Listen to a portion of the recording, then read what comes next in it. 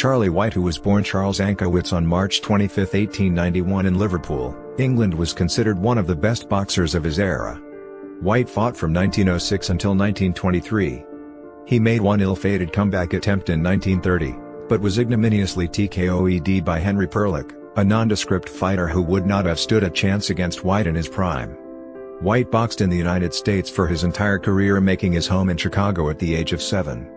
Under current rules, his championship bouts with Willie Ritchie and Freddie Welsh, where he dealt more blows, would have had him winning the bouts on points and taking the World Lightweight Championship, but when he fought, only a knockout would have allowed him to win the match and the title.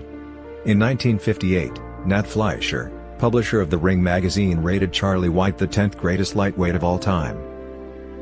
In a 19-year career, White fought the top contenders and champions in each of 3 weight classes: Abe Attell, Johnny Kilbin, and Johnny Dundee in the featherweight division, Adwal Gast, Willie Ritchie, Freddie Welsh, Benny Leonard, and Rocky Kansas in the lightweight division, and Jack Britton and Ted Kid Lewis in the welterweight division, for a total of 10 champion opponents. Charles Anchowitz was born in Liverpool, England, to Jewish parents who brought him to America at the age of 7. His father, a struggling tailor from Russia, settled the family in the Jewish ghetto on Chicago's West Side, the home of many great Jewish boxers including Barney Ross and Harry Harris. At 13, Charles contracted tuberculosis, a not uncommon illness in the Chicago ghetto, and sustained damage to one of his lungs. His father sent him to Chicago's O'Connell Sports Club to build up his strength. After gaining weight and working out, Charles took up boxing at the club, and within 18 months was diagnosed free from tuberculosis. At 15, Anchowitz changed his name to White and began his professional boxing career. His brothers Jack White and Billy Wagner were also professional boxers. Impressively, in his career, White fought world champions a total of 22 times. Although White never won a world championship, he fought for the title several times. His first fight against a world champion came at age 18 against the legendary Jewish world featherweight champion Abe Attell on December 6, 1909 in Memphis. Attell won the 8-round newspaper decision but had to extend himself to the limit to win over White. White landed rights and lefts to the champion's head and body, but Attell surpassed White in his use of short jabs in the infighting. The decision was unpopular with the crowd. White lost to Attell again on September 16, 1910 at the Hippodrome in Milwaukee, but got in several potent blows against a far more experienced fighter. Attell danced around the ring to gain an angle of advantage, but White showed a solid defense. As they fought at catchweights, Attell's featherweight crown was not at risk.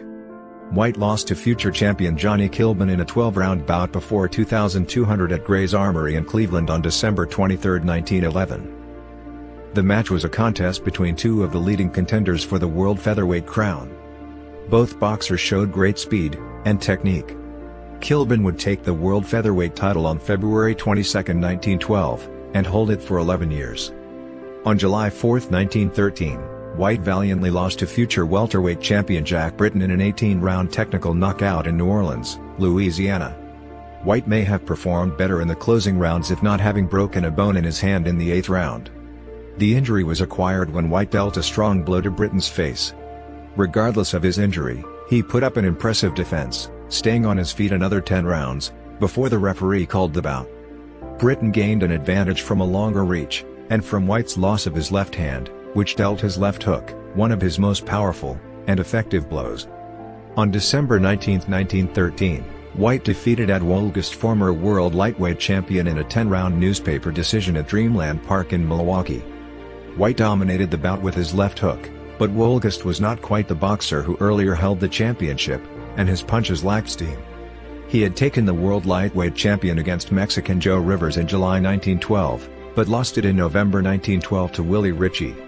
Had points determined the outcome of the fight, and if Wolgast had still held the title, White would have taken the world lightweight championship.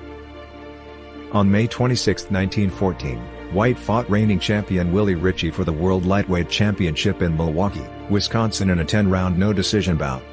Though the vast majority of newspapers, including the Milwaukee Free Press, believed White had won the match, according to the law of the Wisconsin Boxing Commission, White could only take home the championship by knocking out Ritchie. In one of his most complete victories, the Los Angeles Times wrote that White defeated the champion, Willie Ritchie, so decisively that even the most prejudiced person in the world could not fail to see that he was master. Ritchie himself admitted that White did not beat him by a wide margin, implying that his opponent had won the fight. The Boston Globe gave White 5 rounds, with only 2 for Ritchie, noting that White had nearly knocked out Ritchie in the first round. In the final rounds, particularly the 10th, Ritchie was taking most of the punishment, as White increased his winning margin. White's greatest error was his inability to follow up and end the fight after he staggered Ritchie in the first round, but when fighting a world champion, a follow-up knockout can be a challenging task. In the second and third, Ritchie was able to ward off the blows of White, and some reporters credited him with only these 2 rounds. White was said to look far fresher at the end than Ritchie, who had both eyes nearly closed and suffered from serious damage to his face and nose. White lost a 10-round decision to exceptional New York Jewish boxing phenomenon Leach Cross on March 25, 1915, at the Shrine of East Coast Boxing, Madison Square Garden. Cross's trademark crouch and ability to bore in regardless of the cost had White baffled at times during the bout, which included constant action throughout. Both boxers felt the effect of their battle by the end of the match.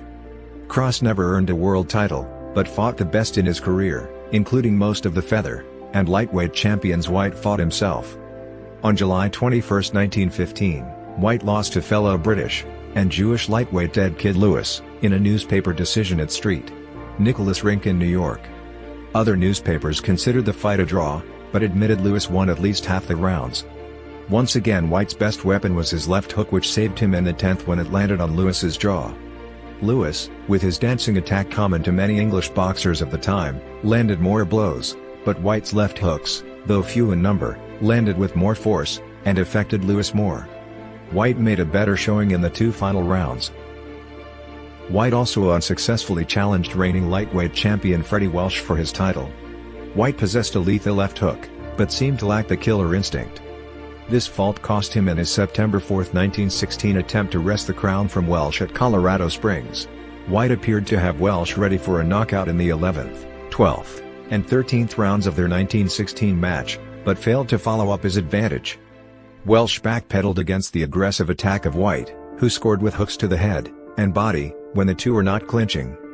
The extremely unpopular 20-round decision was awarded to Welsh, though White appeared to land more blows, causing a small riot to break out in the crowd. Both boxers clinched for a large part of the bout, which also incensed the crowd. As White threw more punches and did more damage in the fight, he would have been awarded the World Lightweight Championship by today's rules, winning on points. In 1916, however, a challenger to the lightweight crown had to knock out the title holder, and White did not, losing his chance to be remembered as one of boxing's best. On July 5, 1920, White lost to Jewish boxer and exceptional lightweight champion Benny Leonard in a 9th-round knockout before an audience of 12,000 at Benton Harbor, Michigan. The fight was a careful battle of boxing strategy, and White wielded the potential for stronger punching with his left hook. Leonard may have won largely due to his faster reaction time and reflexes against an opponent who was nearly his equal at times. He showed better speed and agility, and used footwork to gain advantages in the angle of his attack. The hard-punching White knocked Leonard out of the ring in the 5th round with his left hook, but failed to follow up. Ken Blady wrote that Leonard was helped up by his brother Charlie, and did not arise till the count of 9. Once again White had his opponent down, but as famed sports writer of the day Hype Ego wrote, White is like the artist who can't resist the temptation of stepping back and admiring his incompleted work. Leonard recovered, and by the 9th, White was down 5 times, finally landing on the canvas for the count from a right cross from Leonard. Leonard had been looking for an opening since the 8th round, and found it after he opened White up with his left jab that led him to deal the final right cross in the 9th. For the first time in nearly 150 bouts, an opponent had knocked out White. Though he had continued to train, Leonard, the incomparable champion, may have performed better had he not had nearly 5 months off from prize fighting, living in Hollywood. It was one of White's better showings, as he dominated the infighting, and appeared to have thrown more punches, but he fought against an opponent who simply could not be beaten. White paid for his hesitation when Leonard goaded him in the 9th round. After retiring from boxing, White ran a successful gym that catered to wealthy women in Chicago's Loop District. He subsequently relocated to Los Angeles, and trained movie actors. In his 60s he was believed to have suffered from dementia or Alzheimer's, likely from his boxing. White died on July 24, 1959 near Los Angeles at the California State Hospital, where he had been placed 3 years earlier. His ring record consists of 89 wins, 59 KOs, 17 losses, 5 draws, 59 no decisions. News reports on the no decisions yield an additional 30 wins, 21 losses, and 8 draws, and 2 no contests. White was named to the Ring magazine's list of 100 greatest punchers of all time, probably for his noted skill with the left hook. All information in this section is derived from BoxRec, unless otherwise stated. White has a professional record of 172 fights, with 123 wins, 35 losses, 13 draws, and 2 no contests.